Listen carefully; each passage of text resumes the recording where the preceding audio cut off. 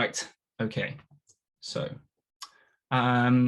just as a quick intro for anyone who hasn't been before, this is the kind of the main seminar series that the Cooperative AI Foundation, SAFE, is running at the moment.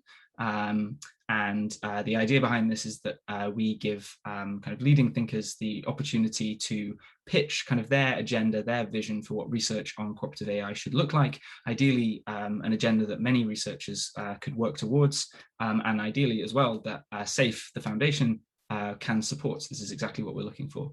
So if you happen to have such an agenda, or you're interested in thinking more about this or chatting, you can apply online via the website. It should be nice and easy to find. And also do feel free to reach out to me personally as well. And any of our future talks are going to be announced via the mailing list. They're also recorded. If you happen to miss them in future, they'll be put on our YouTube channel, which you should be able to find via the website too. So do keep an eye out for that.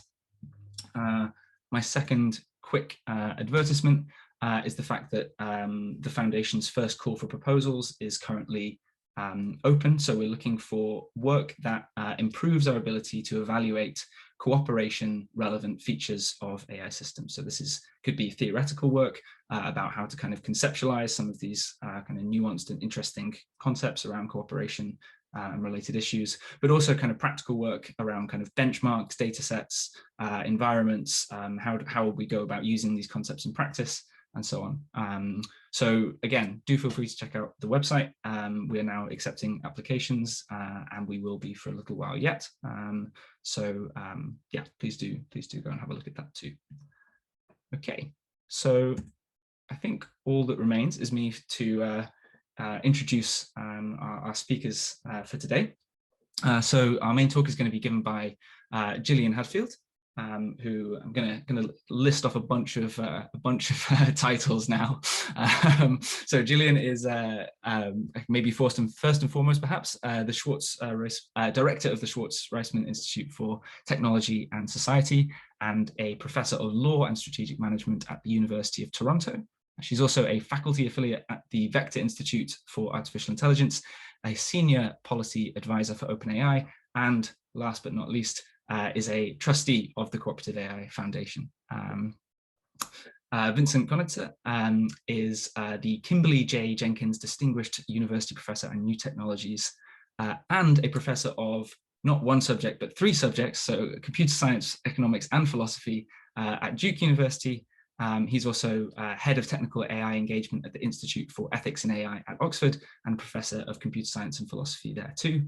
He is also just about to move now to Carnegie Mellon University, where he'll be setting up Focal, the Foundations of Cooperative AI Lab, whose goal is to create the foundations of game theory appropriate for advanced autonomous AI agents with a focus on achieving cooperation. So very happy to have him today. And Ed Hughes, who is a research engineer at DeepMind, and is really kind of very instrumental in kind of creating a lot of the earlier kind of write-ups on cooperative AI. And his work lies at the crossroads of linking multi-agent reinforcement learning with sociology and economics. And just before I hand over to Gillian, I'll mention that both Vince and Ed have given talks earlier in the series, excellent talks, and they are recorded and online. And if you haven't seen them already, you should definitely go and watch them.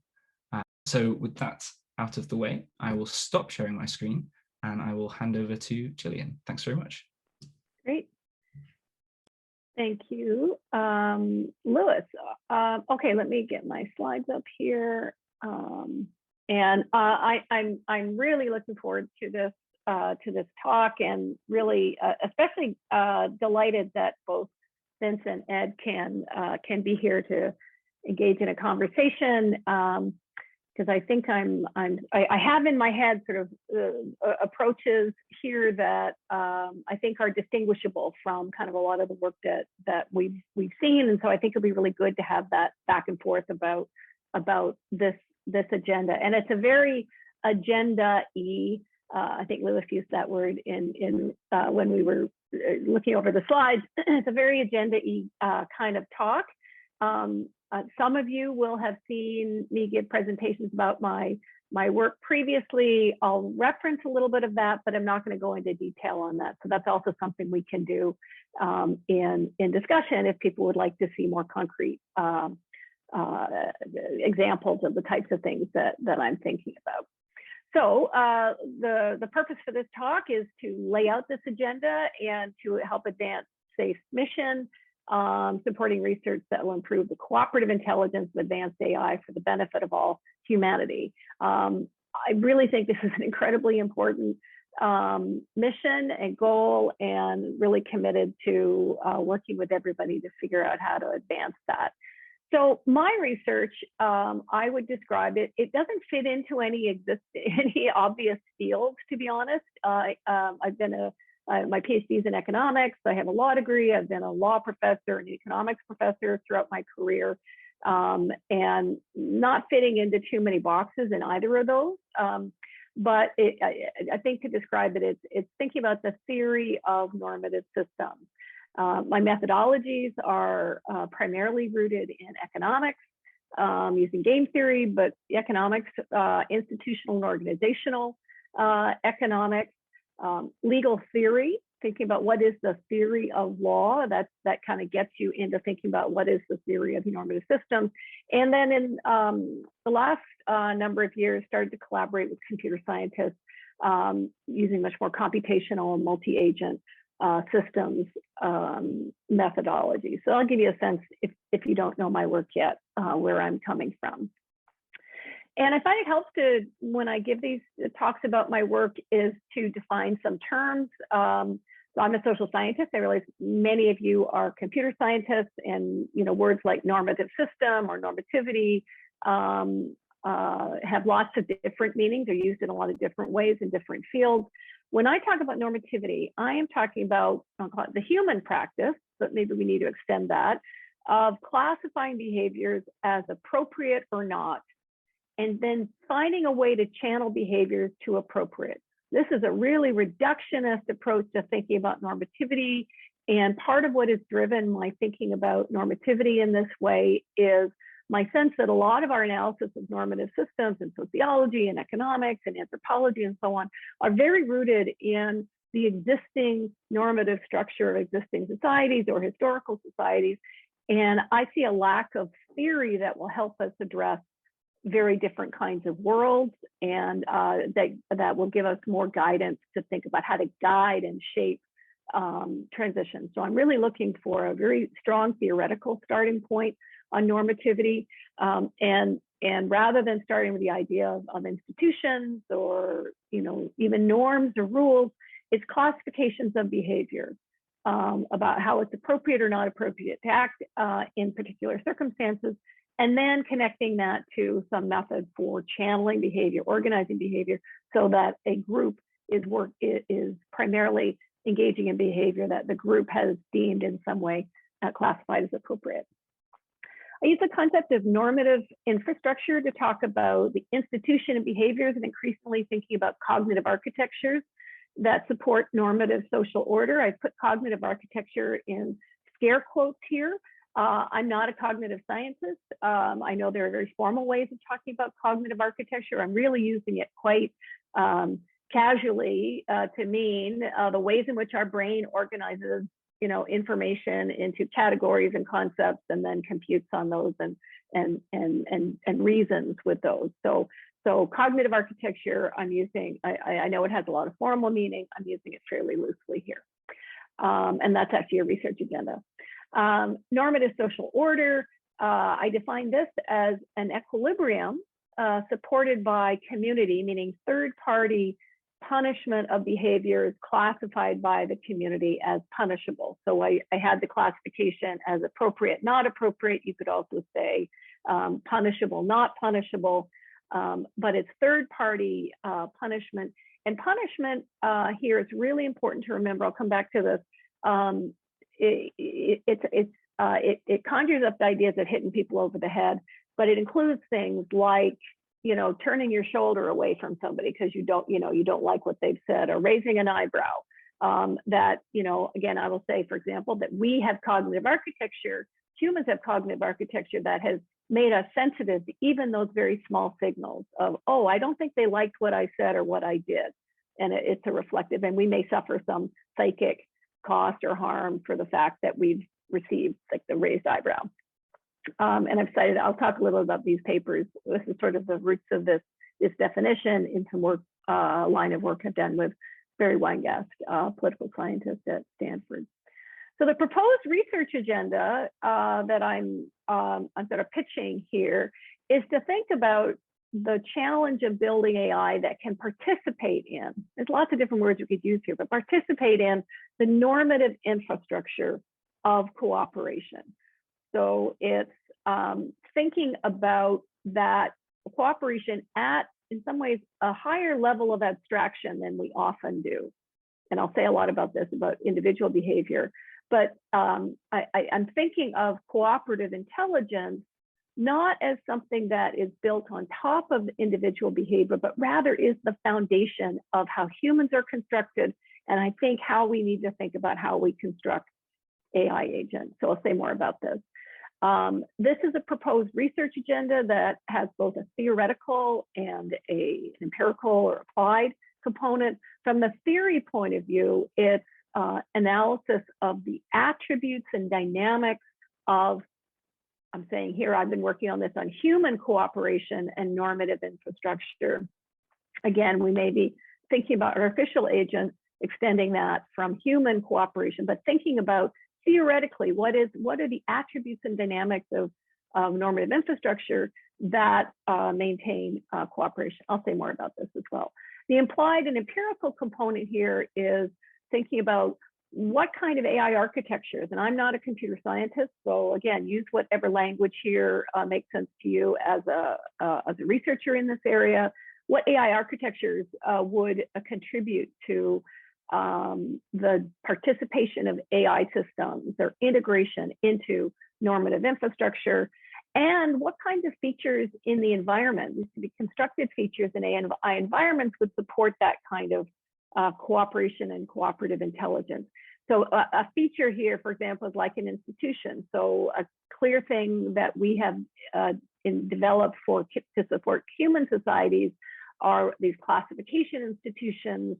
Most formally today in sort of advanced societies, human societies, we have things like laws.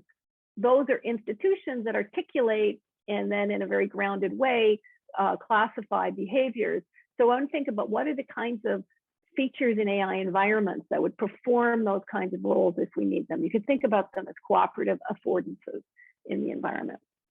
Now, the criteria for safe selection of directions and funding is to think about the importance, the neglectedness, and the tractability of this work. So I'm going to try and keep that in mind as we go through. Honestly, I think the importance is so obvious to me, it's going to be really hard for me to argue about that. So I'm just going to hope I'm really effective at conveying why I think this is really important. To me, this is the foundation of cooperative intelligence. So to think about this, we need to start with humans. And that's where I've been working, of course, for many years, thinking about the theory of why humans are so successful at cooperation. And this is, why we're so successful at cooperation and how normativity works is, as I look out at the domain of social science generally, I think is tremendously understudied from a theoretical point of view. From a theoretical point of view, I think we are not really at the baseline on that theory. Now, there are some exceptions to this. We have work I just love in cultural evolution, sort of the Boyd, Richardson, Henrich, Sarah Matthews has been a commenter at this session. I think Michael Muthakrishna was spoke at the Cooperative AI NeurIPS workshop.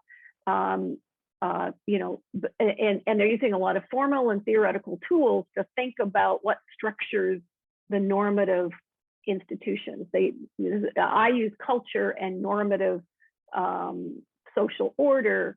I think of culture as a form of normative social order, and so I think of it in those ways. But I love that work. Christina Bicchieri and co-authors. Bicchieri is trained as I believe was a philosopher originally, but she's doing experimental work and then deep theoretical work. She's a fantastic book, The Grammar of Society, from 2005, 2006. Again, theoretically thinking about social norms, not just cataloging social norms or giving theory at a sort of aggregate level about particular norms, but rather the theory of normativity. That's what I think is so important there. And then I've mentioned the work I've been doing with Weingast. Oops. Let's see, did I go too far? Yes. Okay, so the way I think you can think about the big question in this agenda is to say we're looking to understand what are the attributes, not the specifics, the attributes, the characteristics of cognition, behaviors, technologies, institutions that have evolved among humans to keep groups stable, low conflict, productive, and adaptive. That's the way I think about human evolution, as fundamentally driven by the need to maintain groups that are stable, ideally growing, low conflict, productive, and adaptive. I see that as the central challenge and what's really distinctive about human societies. Stable groups are essential for cumulative culture, and I'm looking forward to talking to Ed more about this, just sort of, leveraging off the work he was presenting a couple of weeks ago. For cumulative culture, social learning, the idea that one of the benefits we have of being in this group is that I can see how, you're more effective than me at producing a tool, and I can learn from the way you've done it. That requires a group to be a stable group. Everybody's happy, everybody's sticking around together. And then as an economist, this is the essence of, again, as an economist, the source of human growth and prosperity, the division of labor, specialization, and technological progress. All of this requires groups to maintain that stable, low conflict, productive, and adaptive status. And this is why I think that the most fundamental cooperation is the cooperation needed to create and maintain the normative infrastructure of cooperative groups. So I think we need to think about that baseline. This is my pitch on importance. I actually think we take this for granted. We take this for granted in our economic theory. We take for granted there's all kinds of institutions of stability there. We take for granted a lot of our analysis, there's a lot of stability there. And I think we actually need to focus in on that foundation. So I think that's the most fundamental. And I think cooperative intelligence in this framework is the cognitive architecture needed to create and maintain that normative infrastructure in cooperative groups. So I kind of want to, so the agenda that I'm advocating for is to go to that level of that what is that foundation, and think about it in those ways. Now, I think this is sort of addressing our neglected element here. We have lots of wonderful work. I mentioned that game theory is sort of like one of my core methodologies. And we have, and economics is a core methodology for me. A lot of our work most of our work is organized on the basis of thinking about starting with the individual, starting with that individual, like that economic agent with the utility function and optimizing agent. And then we think of cooperation as strategic interaction between those individual agents. That economic model, again, sort of presumes there's a whole bunch of structure that's come in. I've called this non-social here because it doesn't really look at like where did the utility function come from? What's conditioning that?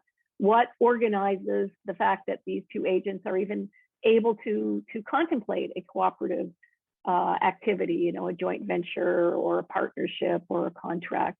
There's a lot of what's assumed to be in place there. And so we generally approach cooperation as a superstructure built on that individual agent model.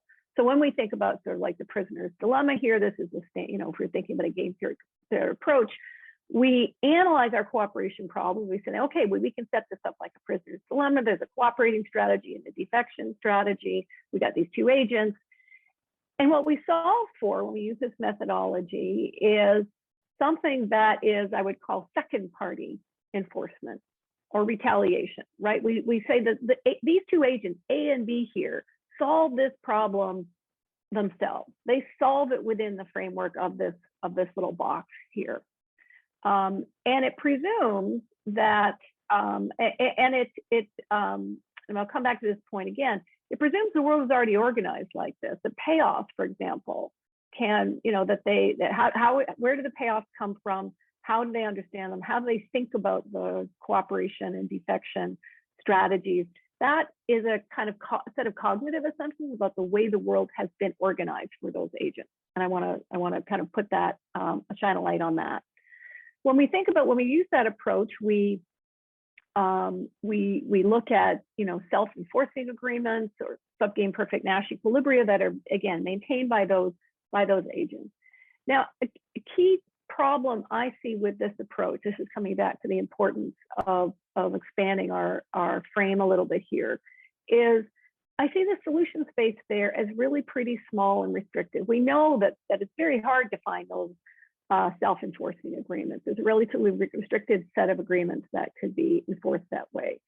Subgame perfect Nash equilibria, it's both a demanding criterion, and often we have multiple ones, so we have to figure out how we're going to choose among them.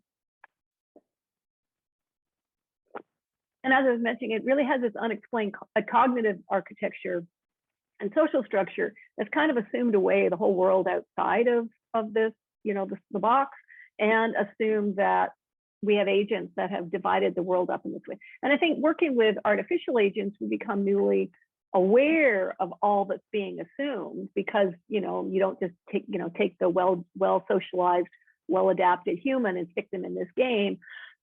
You have to build the artificial agent from scratch. So this is not how humans work.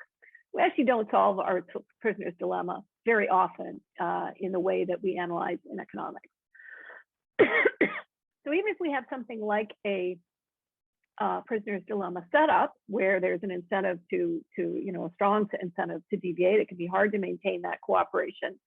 We actually embed these kinds of gains are embedded in a context with third-party enforcement. And again, from that cultural point of view, I'll say this is I think the most distinctive thing about humans as distinct from other animals. We can argue about all kinds of other things about language and big brains and so on, but I really think third-party enforcement is absolutely central to the distinction between humans and other species. Now, if we think about third-party enforcement, people often think of something like this. It's centralized, it's formal meaning that there are rules and structures and institutions that decide, what these formally designated enforcers could do.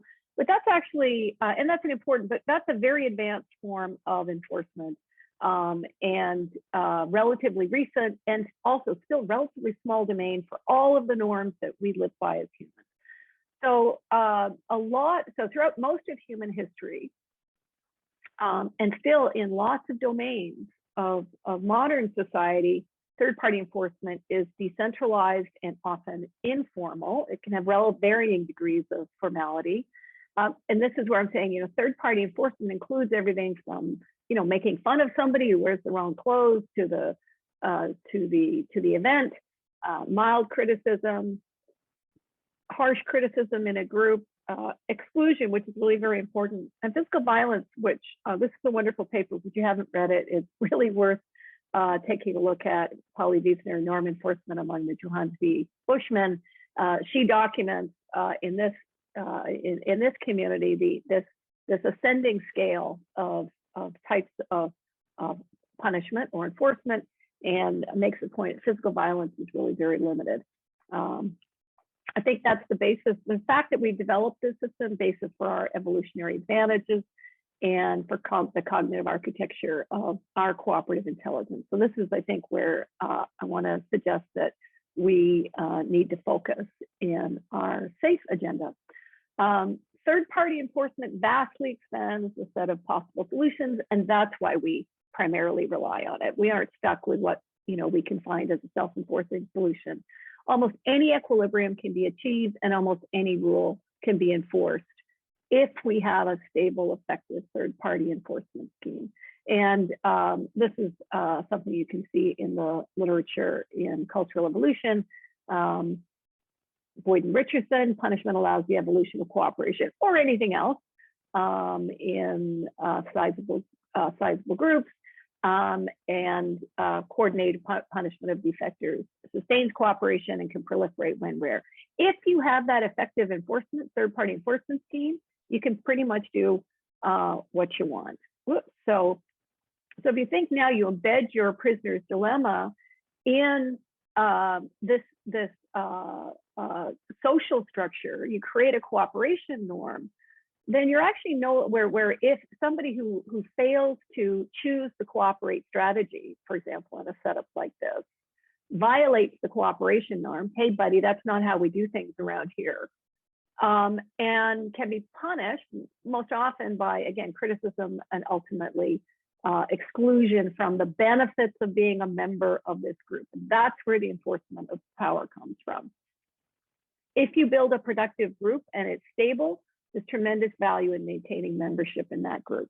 And therefore the threat to be excluded is something the group can leverage to get whatever behavior they want. So the payoff could look like this, but we don't really know, they could really be anything. What really is enforcing the cooperative behavior here is the evaluation of the cooperate payoff, right, to the exclusion payoff. And the exclusion payoff may mean not only do I lose playing this particular game, I lose playing all the other games too, and I lose access to the benefits of that group. So I think one of the things that's important about this theoretical framework is that it significantly reduces the dimensionality of figuring out what we do in groups, right? Rather than saying, okay, we got to specify every game we're playing, and that's a huge number, because we're coordinating our behavior. We're basically playing these kind of normative cooperation norms in everything we're doing: how we speak, how we dress, how we talk, how we behave at talks. You know, how we do our work, how we work with our families, deal with people on the street, coworkers, etc. It's everywhere, and we significantly reduce the dimensionality of that, because as we've said, we have a set of norms about how we do things, and we have institutions that help us understand what those are. And what I need to be able to do is recognize what are the norms in my community, which ones do I punish, and which ones, and because there's punishment, which ones do I comply with? I think this creates some opportunities for meaningful transfer learning. So it's like, if I can learn about rule systems and I can learn about classification and enforcement behaviors, then the transfer learning is I can learn about those in one context, and I can then go to another context where the rules are different, the classifications are different, but it's okay because I have built the cognitive architecture, I have built the behaviors around what are the rules around here. So now I just go to a new, I say, okay, I'm in a new environment, what are the rules? And everybody knows this, right? You join a new group, workplace, you move to a different city or a different country, you join or you leave a religious community, right? We do this all the time, and it's like, okay, I know all about rules and systems and enforcement, normative systems and enforcement, which ones do they have around here? And that's why I think it's so important about human, as a view about human evolution, because it's essence of adaptability. That's why I would say the enforcement game is actually the most important game we're playing, and the most important form of cooperation. Now, just to give you a little bit of a sense of the way this works, for those of you who don't know my work already, you know, this is thinking formally. This is a theory paper, sort of the first in this line of work with Weingast, that said, okay, how can we build a theory that tells us what's distinctive about a legal normative social order? Right. So we looked at this very simple problem, like and the enforcement game of, suppose you have a very simple society. We just got we've designated them as buyers in a contracting relationship with a seller who might cheat on the contract with each of the buyers. The buyers have no other interaction except that they are both required to participate in punishment of the seller if the seller breaches the contract. So the benefit of being in this little two-person buyer group is that if we can coordinate ourselves and incentivize each of us to punish any violation of the contract by the seller, we can achieve enough of a deterrent threat with the seller to enforce good behavior on the part of the seller. So that the notion here is that if it's just me and the seller engaged in a repeat contract, I don't have a sufficient threat of inflicting punishment on the seller if the seller breaches. But if I get you to join with me, if we both say we're going to boycott that seller when the seller breaches the contract, the seller anticipating that will comply. So we look at the question, okay, what does the classification institution that determines what is and is not a breach of the contract, that classifies seller behavior as breach or not breach, what does that classification institution have to look like? So the constraints on the classification institution include what we call this is really our incentive compatibility constraint. It says that the cost of participating in the punishment needs to be what's in here, less than the benefits, less than the cost of basically abandoning this effort to coordinate and just do it, taking your lumps with the seller. So there's an incentive compatibility constraint, but we also argue there's other constraints that are required to evaluate that and to coordinate. So we argue that the classification institution needs to have these features of generality. That is, whatever the classification institution announces and shares as the information about the classification institution needs to be such that agents it's general enough that agents can predict how specific circumstances will be classified in the future.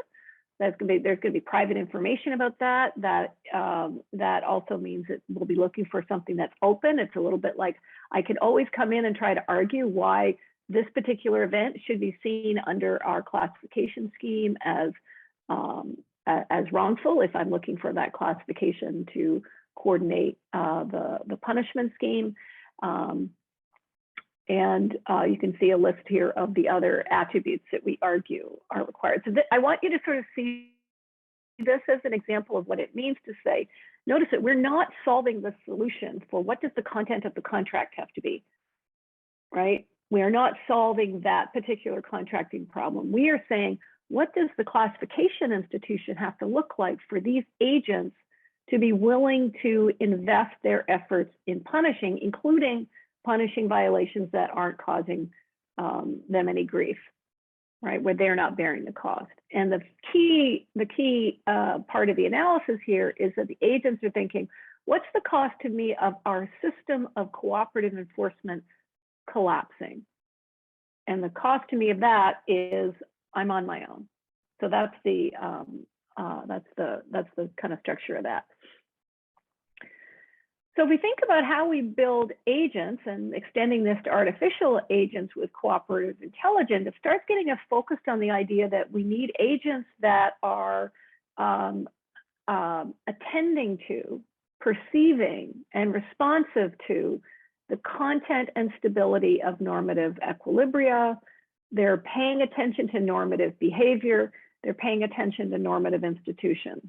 In the basic model that I was just showing you there, the motivation, the incentive to participate in punishment, to bear that cost of punishing when another agent has been, experienced a violation, for example, that's fundamentally communicative, fundamentally informative for the other agent. Because the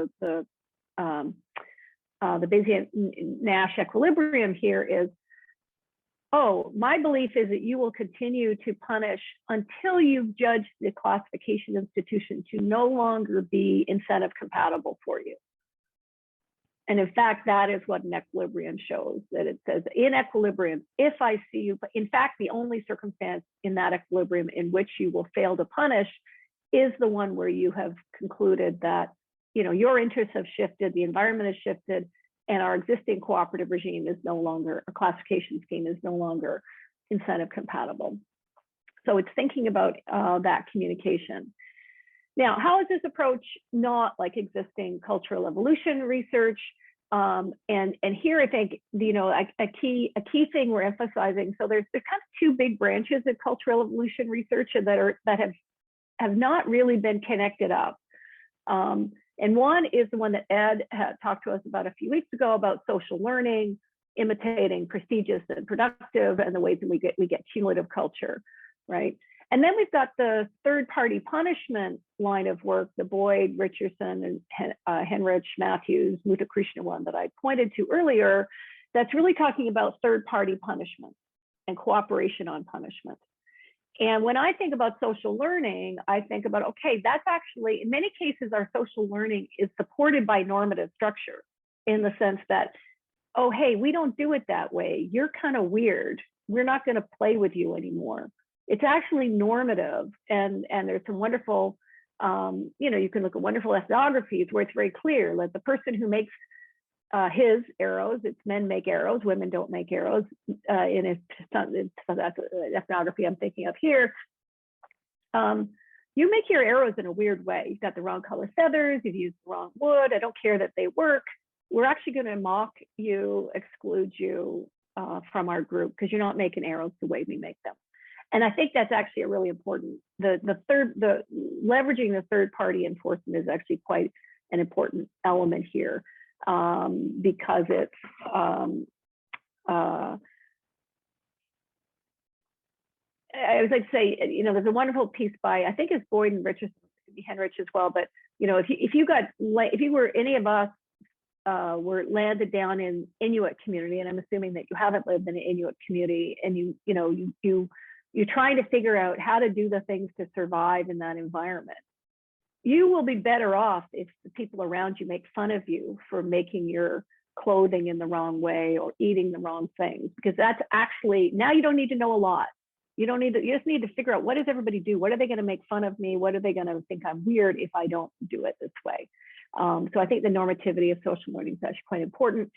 And then it also says that so when we think about group selection, a lot of our theories of group selection and cultural evolution theory are at the level of the norm. Norm A competes with norm B, and norm A is the one that will thrive and grow. If it's more productive, more stable, or whatever. And this I says, no, actually, selection can be at this level of the infrastructure. How good is this group at maintaining its system of norms? And the societies that are more effective at maintaining their normative infrastructure are going to prosper and do well because they also have the capacity to change the content of those norms to adapt. It also seems to make it seems like a better story. But anyway, that's more of a hypothesis here. So what does this mean for AI? I think, I want to think about, and this is getting speculative here, but think about, okay, so if the core to human evolution and the development of normativity is about the maintenance of that group, what does it mean for AIs and humans to be in a group? Right? Can we leverage the fact that for humans, it's the maintenance of group membership that operates as such an important component of the disciplining system we have? Right, the normative infrastructure. What would it mean to have AIs that were, had an incentive to maintain their membership in a group and to participate in that group? So can we build AIs that, like humans, recognize that value and work to maintain stability? So I think I've made the case that this is highly neglected. It's definitely tractable. I've been working in this area. There's very few people working on it, but there are examples of projects. And I've mentioned theory of normative systems. I've started thinking about, like in language models, thinking about, well, what about the meta norms? Not do we say this or not this, but rather the meta norms that we have about language. Oh, you can't offer that as a reason because that would be hypocritical, right? How does that hypocrisy norm get built? Much more general. I think some of you know the work on silly rules that I've been working on with a whole set of authors. I saw Joel here, which he gave talk earlier. There he is, and with his team as well, others at DeepMind doing great sort of follow work around the acquisition of norms in multi-agent reinforcement learning settings. I'm hoping we're starting to think about this transfer learning and adaptability to changing norms set of ideas soon. I think, let's see, Vince and Ed, would it make sense, and Lewis, do you think, I'm wondering, I don't think I should take time to talk through silly rules. I think kind of at a good, maybe this is enough, and maybe anybody who wants to see a little bit more of what does this really mean? It's still too abstract. Show me something concrete, can ask that. I've got a couple of slides I could do that, but I sort of feel like it would be good at this point to maybe switch over to discussion. Lewis, does that sound right? Yeah, that's fine with me if that's what you'd like to go for. Absolutely. Okay. All right. Yeah. Can I, Vince, do you mind if I hand it over to you to begin with, and then we can hear from Ed shortly afterwards?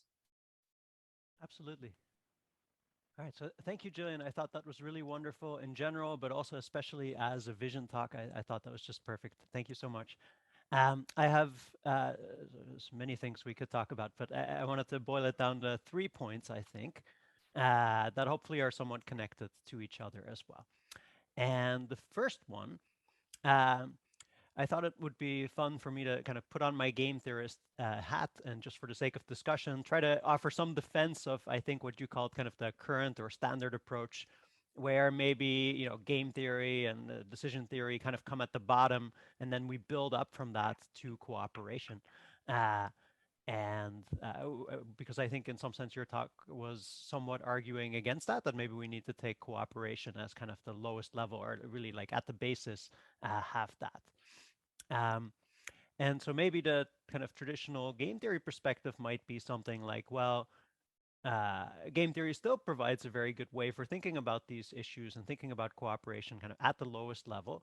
And then when we have enough repetition and interaction, then we have things like folk theorems, which then tell you that you can in principle do all kinds of things, right? All kinds of things could be in equilibrium. And then there's a question of where to go from there. There's an equilibrium selection issue, which I, by the way, very much agree is very understudied. But at some level, I would argue it gives a good framework for thinking about that, right? And in fact, we see also in your paper, right, that uses perfect Bayesian equilibrium, like it's very much grounded in game theory. It gives a good language for talking about many of these things. Similarly, like third-party enforcement, of course, you can really model within game theory as well. We've done some work on kind of achieving cooperation in social networks, and there also we have this idea that, well, whenever you see somebody defected, that news propagates through the social network, and eventually other people will join in punishing the original defector, and so on. And of course, evolutionary dynamics, which you mentioned towards the end, you can think about that in game theoretic terms as well. So I do still see a lot of value, I think, in, when we're thinking about the infrastructure of cooperation, game theory, I think, still really provides a nice framework for thinking about that. On the other hand, and so this may be where we might deviate from that view, or maybe this is also kind of getting to the core of what you're really saying. Just the fact that, for us to think about cooperation, game theory provides a nice framework. That's not to say that we as human beings are built that way either, right? That, most of us hopefully have, catch on to the norms and various kinds of social thinking long before we ever learn about the folk theorem, if we ever do. And so you could certainly argue that maybe at a cognitive level, for us as human beings, cooperation and norms and all these things really do appear at a very low or immediate level that doesn't, consider broader issues of game theory or anything like that. So I was first of all curious whether that aligns with how you see this as well. Is that kind of the level at which you think cooperation should come in at the kind of lowest level? So that was my one point. I'll try to go through the other ones a little bit more quickly. Let's see. So another question is that these ideas of cooperation are, of course, very much inspired by how we as humans cooperate. And I think those will be very relevant for AI systems as well. But meanwhile, maybe there are also other ways in which we could get cooperation to happen among AI systems or design them in a way that facilitates that. We as human beings evolved out of animals that maybe weren't particularly set up for cooperation. And maybe that created some limitations in kind of the space of possibilities for cooperation, right? Like we can't really, at a very detailed level, read each other's thoughts, right? There's not that level of transparency, which in AI systems, of course, we could build in various levels of transparency as to what an AI system is actually doing, which might somehow facilitate cooperation as well. So how should that play into this picture is another question. And then the third one, which hopefully kind of ties everything together, is a question of, who should create these institutions and these norms when we're thinking about cooperative AI? Should it be us as human beings designing these systems? Should we kind of pre-design the norms, or at least a framework to think about those in? Or should the AI systems themselves be able to figure those out? Right? I think earlier in the talk, you said something like, the goal is maybe to get these AI systems to be able to participate in the normative infrastructure, I think is what you said. But what does it really mean to participate in the normative infrastructure? Is it just about catching on to pre-existing norms and being able to function within those? Or is it also the design of new norms, or at least the ability to generalize them to unseen settings, or somewhere in between? And I think that's related to the other questions, because arguably whoever is creating the institutions and the norms maybe needs to really have kind of a very broad view, maybe at the level of game theory of, these are all the possible equilibria, and now let's think about which ones are the ones that we want to pursue and what norms does that correspond to. Right, so that maybe that's us, that we have to figure that out, and then we build the relevant norms, or at least the ability to catch onto them into the AI systems, but the AI systems themselves don't necessarily have this broad view. Or do we leave that to the AI agents themselves, that we actually want to give them the ability to think in this very broad scope of what are all the possible equilibria and figure out their own norms? I think that's all I had. Louis, should I respond to Vince and then go to Ed? I was about to ask you, because there was a lot in there. There was a lot in there, yes. So maybe I was taking mad notes, but I may lose track so maybe I'll try to be relatively brief responding to Vince, then we'll get to Ed. Is that okay, Ed? That sounds good, yeah. And then if we can pick back up on any of the kind of threads that don't get addressed, sure. The shorter responses afterwards. Yeah, and this is exactly the conversation I want to be having. This is great, because it's there's so many. The reason this is a research agenda is because there's so much. I'm just kind of sketching. It is kind of like agenda E.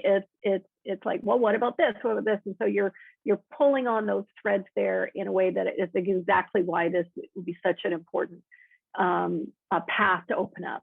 And I do also want to say, it's not to the exclusion of the modeling that we're doing and the approaches that we're taking that you're engaged in right now, and it's not over characterizing, but or let's say Ed's group, so it's not to the exclusion of that. It's partly saying I really want to see a line of work that is focused on, yes, putting cooperation at that most fundamental level. What does it look like? And this is a critique of economics. This is a critique of lots of existing fields.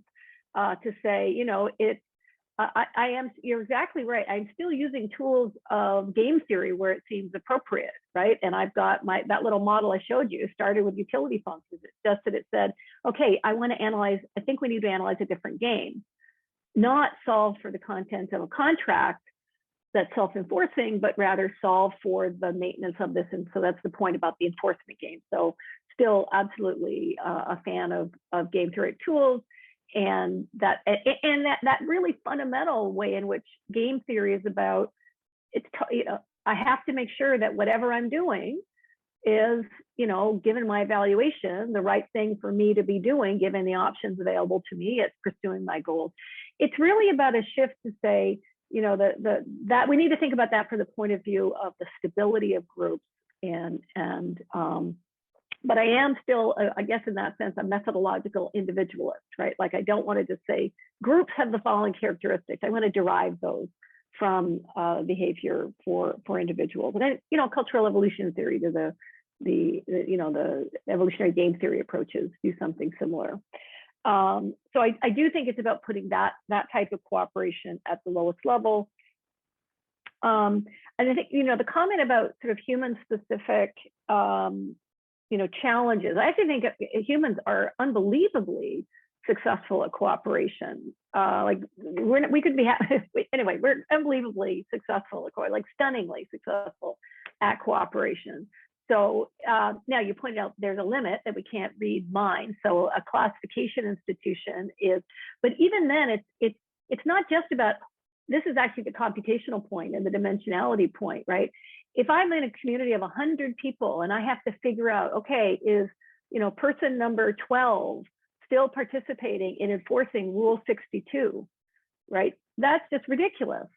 On the other hand, if you take all those rules and you put them on a big black piece of stone in the desert and call it Hammurabi's Code and say this, you know, and he's speaking to the Babylonians, right, or whoever, right, you know, like, okay, we've got all this structure that makes that a lot easier to solve that problem. We don't have to read everybody's mind. We just got to go read the stone and listen to Hammurabi. So I think I think it is not as, but I love the direction of thinking about, but AI agents can have capacities that we don't have. And so the sets of tools would be potentially quite different. So I think that's great. And I think, you know, what this framework brings is to think about, you know, I think we're cooked if we really are talking about a single super AI.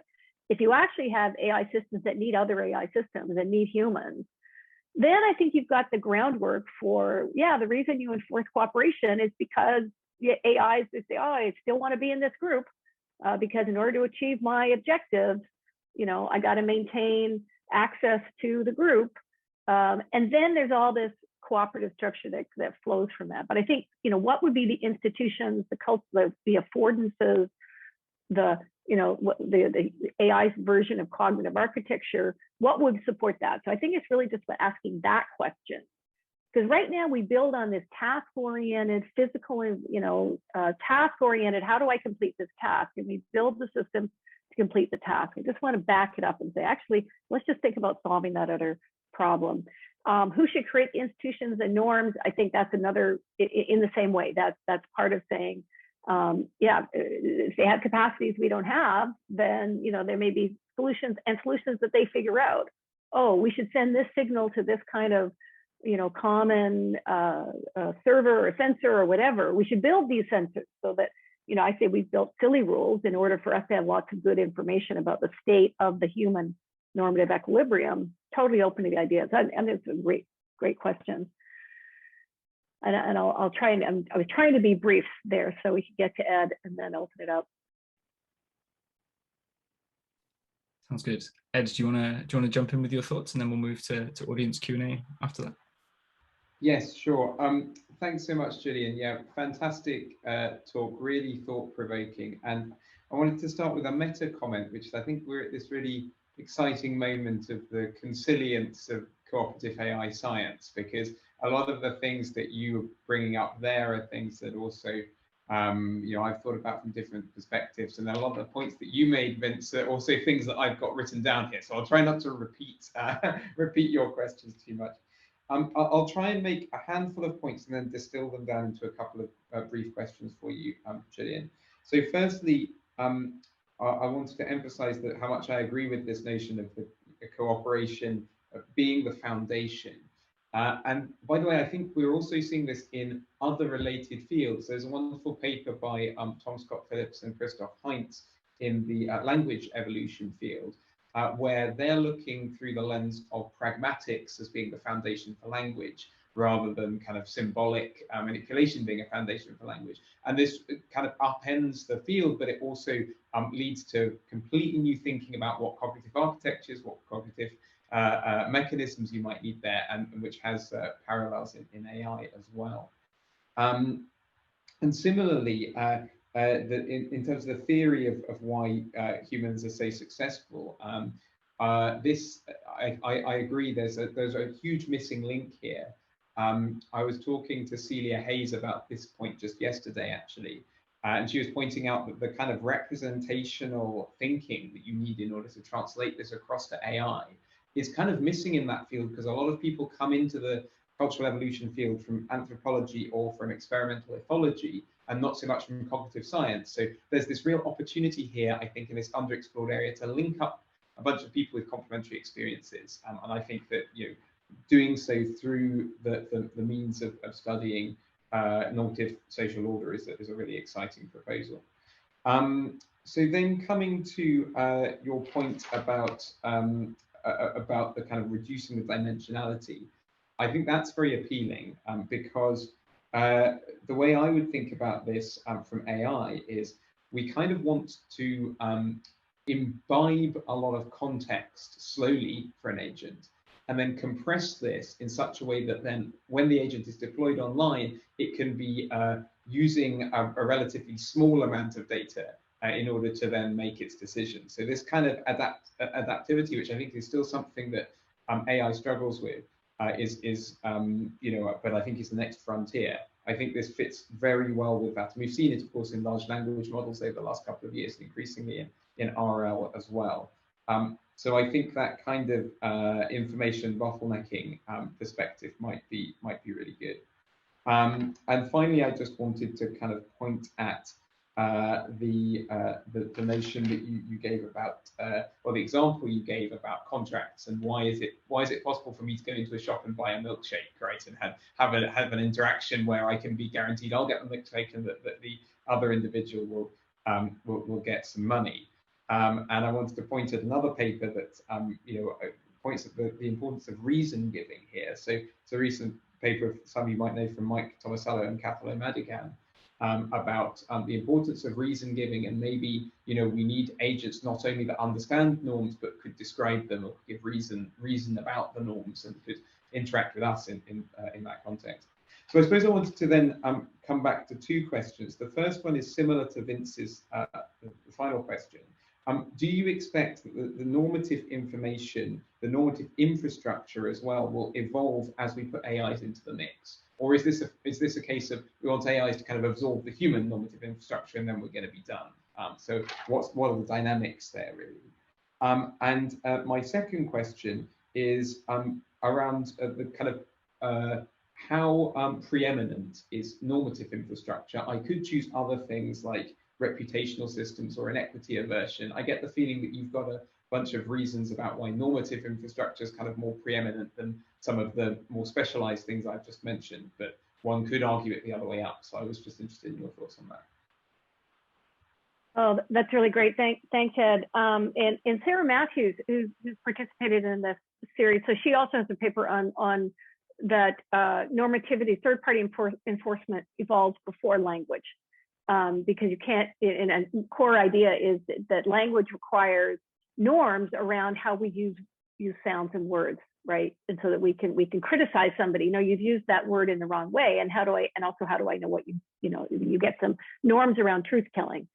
Anyway, so really fascinating work. I'd love to get the site for is it Tomasello paper? I hear Tomasello on reason giving. Because so when I talk about a classification institution, it sounds like somebody who's just there answering the question, yes, no, yes, no. But in fact, our classification systems are precisely reason-giving structures, and that's coming from the generality. So we have, like, we state a general rule that says, okay, our algorithms must be unbiased. Okay, but like, what the heck does that mean in any given setting? And we need to. So in fact, when we talk about an authoritative steward for a classic, and that's what our legal reasoning is about. Moral reasoning is a classification scheme with reason giving. So I think that connection to reason giving is really great.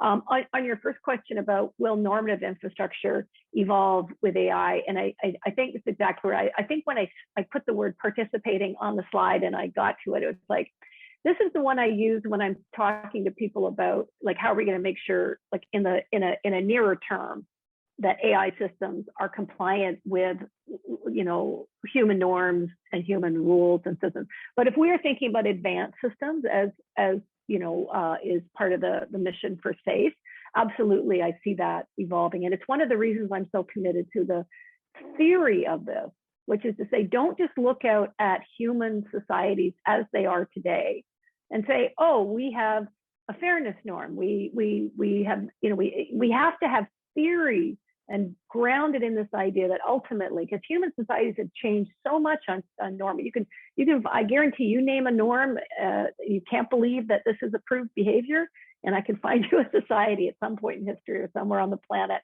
that has it differently. The content is enormously plastic. And I think the institutions are plastic. We've evolved different, we start with conversations under the tree, and then you get chiefs, and you get legislatures, and you get democracies, and you get formal legal reasoning. So I absolutely think that we will see an evolution there. And I guess your last question about, so I really want to use normative infrastructure as a foundational concept. And reputation systems are actually part of our existing normative. So when we say you have a reputation, it's actually that's information about me, for example, that the rest of you share, because a reputation is like what people say about me to other people. And that's part of a third-party punishment or enforcement scheme, right? If I get a bad reputation for cheating on my contracts, people don't want to do business with me. I've talked to entrepreneurs in Silicon Valley, did a sort of interview survey research on, and they don't care about courts enforcing their contracts. They just know if they get a reputation for not doing what they said they were going to do, nobody's going to do business with them. So that's a decentralized. It's got a lot of formal structure to it because they hire lawyers to help advise them about would this be seen as a breach or not. But it's not enforced. It's not enforced by court penalties. It's enforced in this, and that's what most of your milkshake example, right? You have confidence. Nobody's planning on suing for I didn't get my milkshake or I didn't get paid, right? It's going to be, how do you feel about the other people in the shop and how they respond. Anyway, I'll stop there and we can go to questions, Louis, if people have them. Yep, sounds great. I noticed that I think Ram was first up with the hand there, very straight off the mark. He was first up with his hand. He was first in the room, so I'm really delighted to get this question. Yep. Hi, thank you, Gillian, for the talk. I enjoyed it. So you are comparing third-party enforcement to second-party enforcement, and it'll give you lots of arguments towards the third party. And many of the arguments were talking about the way that humans cooperate and communicate. And of course, humans are very, very advanced at cooperation. We are millions of years deep, not only in the way that we speak, communicate, and do things together, but also in the fact that we are multicellular organisms. Our entire bodies are built of cooperations of cells that used to be creatures that only care for themselves. So think about the fact that our AI agents are like hopefully on the cusp of achieving cooperation. They are probably more comparable to very simple life forms like single-celled organisms. So I was wondering whether you would also think that this third-party enforcement model would be more likely similar to the evolution of cooperation there. I mean, just the fact that it works for humans after millions of years wouldn't automatically make it the way for cooperation to evolve for the first time.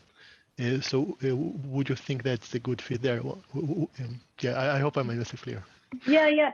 I'd be interested to hear what Vince thinks about this as well. And maybe Ed, it was kind of your last question too.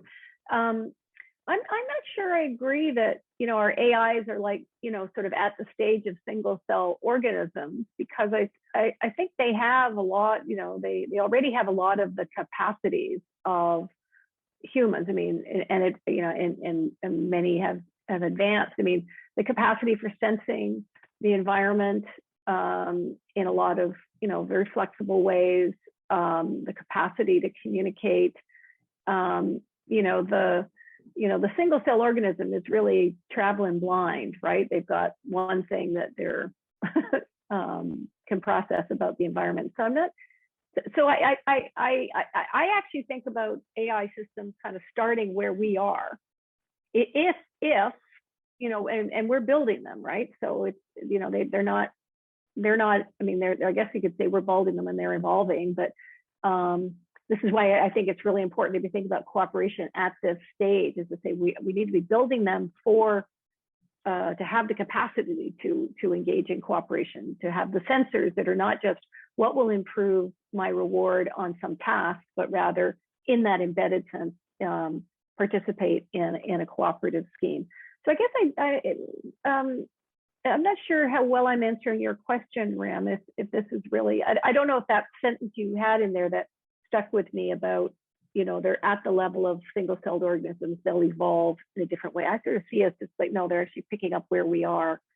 And yeah, is that what you're getting at? You did answer a question. I mean, I'm Okay. not sure I agree, but you did it. Okay. All right. Good. That's my job then. Good. Cool. I think David was next up with the hand, and then we have Nick afterwards. Yeah. Hi. Thanks for the talk, Gillian, and the great discussion by everybody.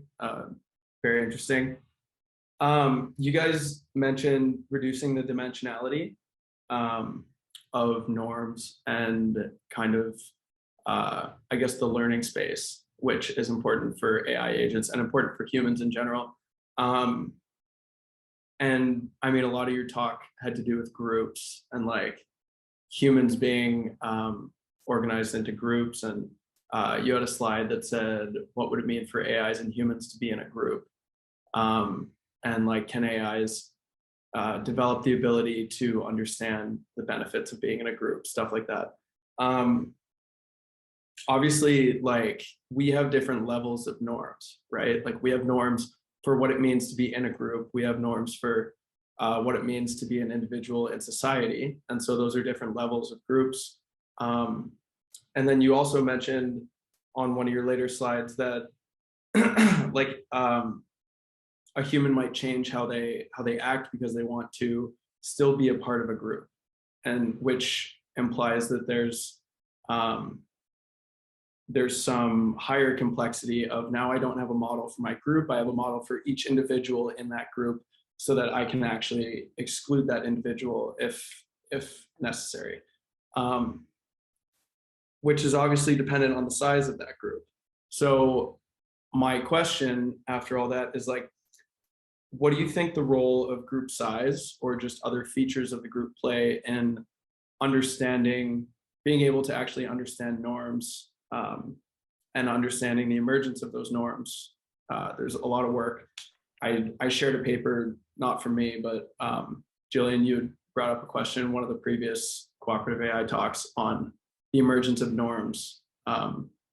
And it kind of showed that gets difficult when there isn't like an institution or something actually defining a norm. Right. So yeah, what do you think, like, suppose there's a whole system or a system that's like broken up into different groups. Like, what do you think the role of group structure, size, features of agents in those groups plays in the actual emergence?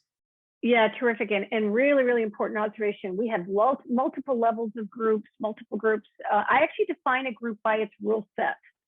The set of rules that says this is what it is to be a member of this group. We dress like this, we say these things, we respond these ways to, you know, failures to live up to promises, etc. So you're exactly right. Like we've got a group here, right?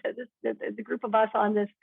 In this community, maybe even narrowly the safe community, that is defined by a set of rules. So those are nested, multiple, and that's a really important point. And then the point about group size. So what is the role? So I think that's when I think about, like, when I step back and think about human evolution, I say, okay, so part of what we've seen is, you know, to be very, abstract about it, you start with smaller groups, bands, and so on, defined by a set of groups. If you're successful at that, specialization, division of labor, you get growth, you get increasing degrees of specialization, you actually get pressure, you have actual growth in the size of your group, because we know if we could trade across the extent of the market, division of labor is limited by the extent of the market, we grow that. And market doesn't emerge for a very long time, but just our trading community, the specialization division of labor community. And as those groups grow and as they become more the greater division of labor, we actually put pressure on our classification system and our enforcement schemes. So we need to invent other things. We can't do it informally under the tree, just having a conversation with whoever's around. We actually need somebody to keep track. And then we need somebody to articulate, and then we need a formal process to say how we're going to change the rules. So I absolutely think that group size is a factor there. But again, I think you can derive those features. Like, I don't want to start, sociology often starts by saying, okay, here's the theory about this size of group, and here's the theory. I want to start with this fundamental challenge and say, okay, how can I derive the characteristics that group has to have in order to accomplish its fundamental function which is to maintain the stability, the adaptability, the low conflict, right? Because you don't want to be wasting all your resources having people arguing and destroying value, right? So so I don't want to do that from that theoretical point of view, but great question, thanks. Hey, Nick. Hey, great talk, by the way. So I work more on the empirical side, and I'm starting to get into the theoretical side. One thing that I was thinking about while I was listening to your talk is questions of identity. So, in maybe social robotics, which is my domain, if you're sort of like in a mall situation and there are a lot of groups where the robot needs to sort of like pick who it wants to sort of go interact with, how does an agent sort of think about its own identity and how it fits into groups? And are there any sort of like, maybe there's more of a lit review question, but like, are there any interesting sort of theoretical foundations regarding sort of identity and in this domain? Yeah, it's a fantastic question because it gives me a chance to hadn't thought. So again, I think identity is about membership in a group, and a group is defined by a set of rules. And I think we don't want to start with identity as a primitive in our theorizing, right? You actually want, again, derive the concept of identity. So like, let's do religious groups, because those very clearly have sets of rules. They distinguish from others. There's a whole mix of important rules and then a bunch of silly rules too. Every group has silly rules in it. It's actually productive. That's what this line of work on silly rules says. There's a lot of value to having silly rules. It doesn't really matter whether you're wearing black or red, or you eat with your right hand or your left hand, or all these things, but they are ways in which groups keep track of the stability of their group. And I think the identity is the saying, okay, I am a member of this group, which means that I follow, but more importantly, I help enforce these rules. This particular set of rules that define the group. So I think you want to kind of take identity, which is, I would say that's a derivative concept, and it's derivative of the rule system for a group. So I would start there. Real quick follow-up. Yep. Does that imply that you sort of start with let's just say like a uniform distribution over what you think your identity is, and you just keep trying and failing with different groups before you sort of like figure out what it is? I don't think there's something. So I think actually, first of all, no human exists outside of a group. So we don't have like even the conceptual idea that we start off in the forest and then we go choose inside a group. We're actually going to be born into one. And so you're going to have, and that's the point. You're going to develop that generalized structure of the concept of a group, the concept of rules, the concept of enforcing rules and complying with rules, and the risks of not doing so. Now, and then as our societies advance, right, we then choose those groups. And I don't think you have any, I don't think there's such a thing as preferences prior to those groups. Like, I don't think we can say, I start out, I land on the world and I have a set of preferences and I'll go find a group that advances my preferences. I may develop that. I learn a particular skill. And then if I find myself in a group that says my skill is devalued or my skill is now prohibited, I may very well say, I either want to try and get my group to change, or I'm going to go find a group that will let me, I've developed that cognitive architecture that, loves to be an artist. And my society is now saying being an artist is not valuable or is mocked or something. So I think we can evolve, we can get ourselves into places where we're choosing groups based on, but I think we start with the group. Anyway, great line of thinking, Nick, thanks. Thank you so much. I see Marvin. Well, I don't see Marvin. I see Marvin's hand. Yes, that's true. Sorry, I haven't set up my camera yet. No worries. So I'm Marvin. I'm a PhD student at the University of Waterloo, and I have a question around or on the issue of punishment and sort of the homogeneity of norms in general. So I was reading this paper on the human foundations of norms that came out in Nature a while ago, or a couple of years ago. And I looked a bit into punishment and sort of found that there's this wish for third parties like punishment, like institutions that do the punishment for you, so to say. Because one thing that they found was that peer-to-peer punishment can escalate, where one punishes one and then you retaliate, and then it sort of escalates. So while you might have lots of cooperation, you might have a huge loss of wealth because of all the collateral damage, basically.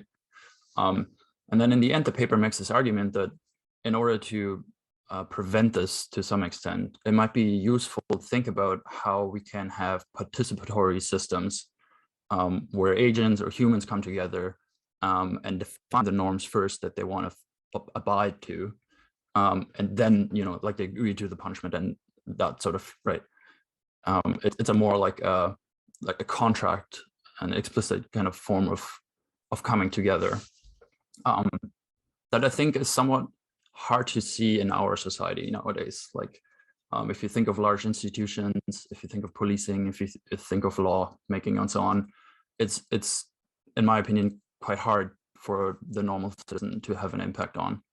And I think this blends into the larger topic that Edward and Vincent were raising around of the question of like what are the norms we're even talking about, and who's making those norms, right? Is it the AI? Is it people, and what kind of people, who, like what groups and so on, right? So to me, this seems to be like a deeply political question ultimately. And I kind of see that like the danger nowadays that AI is predominantly developed by large companies, often away from the public eye, right? Because they have resources. And so what do we do if, say, for example, the wish to benefit all humanity does not align with their will to make profit, for example? How do we navigate those kind of challenges? To ask it a bit more provocatively, you could say OpenAI, despite its name, has GPT-3 under subscription model, right? That's not open to me personally, right? And so how do we make sure we just not just imposing a certain set of norms, and how do we make sure that we actually benefit all of humanity? Thank you. Yeah. Thanks, Marvin. There's a lot in there, and I want to just address an early point that you made about human societies coming together around costly retaliation, and that is actually a critical part of the normative infrastructure, is defining what is the appropriate, because retaliation is a key mechanism for enforcing our norms. It gets embedded in cooperative schemes when the group says, and this is an appropriate retaliation. We won't interfere if you just go steal back, take back the sheep that was stolen. We will interfere if you, kill the whole family, right? That's and in fact, if you go look at Hammurabi's code, for example, a lot of the content there is, here's the appropriate response to flooding your neighbor's fields, or building a house that falls down. It actually is specifying what the appropriate response is, but there weren't very many centralized enforcers who were delivering that. It's individuals who were doing that. And I have a paper talking about this with ancient Athens as well. But this idea of coming together around and choosing what the norms are, it is a really important point. And your point about sort of, okay, and now our existing systems are being built inside private corporations. This is something I do think a lot about with my regulatory hat on. But it's another reason why I think it's so critical for us to be thinking about how do you build these systems, and where are they being built, and with what kind of transparency. So I'm totally with you on that topic. And it is political. That's this fluidity around who is deciding the content of this normative infrastructure. I would say one of the weaknesses of our social contract model for thinking about this, and I hear people say this all the time, well, we all come together and agree on what. No, we don't. We have all kinds of structures that, Hammurabi just comes and he's effective at putting up a set of rules, and it works to maintain and coordinate, and it's very costly to get outside of it. You may hate it, right? You may actually be a very low level oppressed person in that community, but you know what? Your alternative is worse. Our systems of reasoning and classification evolved to say, and that's not good. We think we should. So I think the political questions are important here too, and And another reason I think why this should be seen as an important area of research. All cooperative AI should be really important from this point of view. I'm going to go to Joel, see if we can get one last bite at the apple here, which is appropriate bite at the apple, don't you think? Joel? Of course. Bite at the berry? It's always about biting an apple or berry. Yeah, that's really thanks. A great talk. I really enjoyed it. So I wanted to ask a question that comes from as you know, I'm very interested in Eleanor Ostrom's work, and I've read a lot of that. And so one kind of strand that runs through a lot of her work is saying that there's really kind of two fundamental things that institutions do. There's monitoring and sanctioning. Sanctioning is one of them, but monitoring is the other one. And I was wondering if you had anything just more to say about monitoring. And sometimes I can say a bit about how she thinks about it. It's like sometimes it's about monitoring the individuals, like did this person transgress? But sometimes it's also about like monitoring the resources themselves, like is the fishery running out of fish, kind of stuff. And the institution is kind of responsible for both aspects. So I was wondering what you think about that. Right. Yeah, absolutely. Great. Yes. And Eleanor Ostrom, of course, Nobel Prize winning organizational economist. By the way, I'll put up an advertisement for coming to our Society for Institutional Organizational Economics. We're trying to build these bridges. So the monitoring part that's really interesting, and I think that's another way when we think in a very rich way about enforcement schemes, right?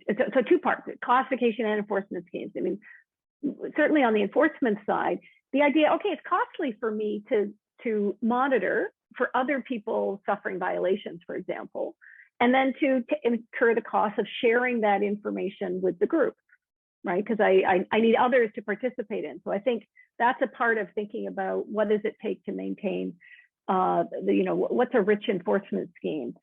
Same thing with actually the classification. This connects a little bit to Marvin's point about the politics of this, right? Monitoring our resources to say, hey, we used to say you can only take 5 fish.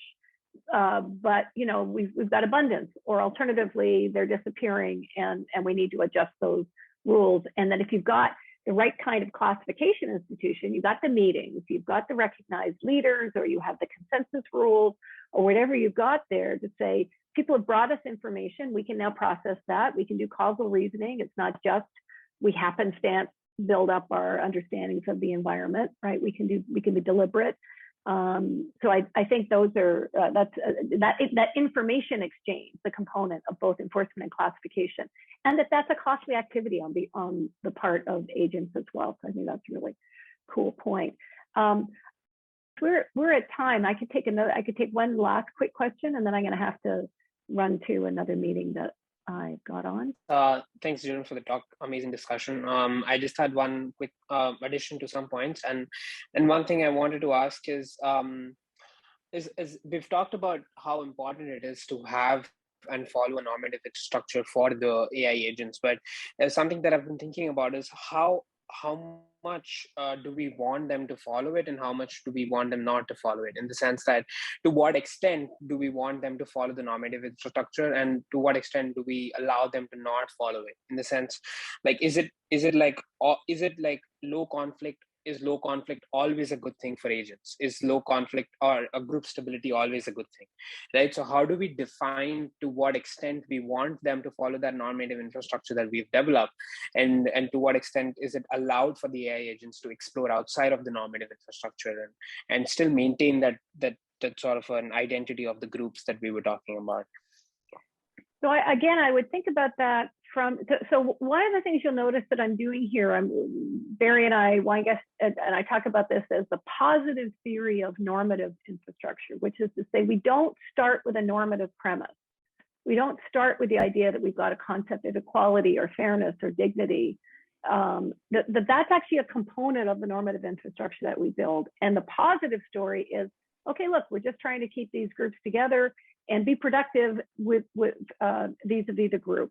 Absolutely, that also includes some pretty crappy groups that could treat their members very badly. And human evolution, I'd like to think, is about evolving, to trying to move our systems. And the bigger the group you can maintain, the more you can achieve, the more you're inclusive, right? So I think that's part of what presses us in those directions.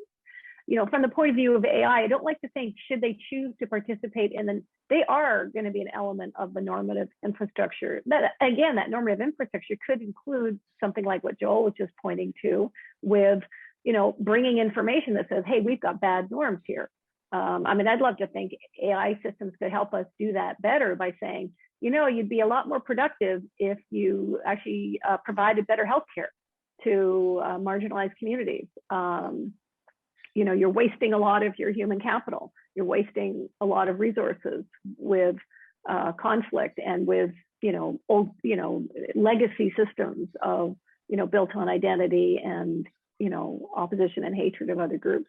We do know that societies are still mostly fairly closed societies, and that open societies tend to be more productive and more stable and less subject to invasions and being invaders, and we do know that those things. So it's come back to Marvin and the politics of all this. I'm trying to do the social science of, and then that science around AI for that. But nice question, thank you. Okay, Lewis, I think. Yep, I think that's it. So that's probably all we have time for today. So just say thanks once again to Gillian for speaking, and to Vincent and Ed for joining us at our Discussants, and for the excellent questions as well from the audience. And yeah, hopefully see you here at the next time. Thanks everybody, great questions, great comments, appreciate it.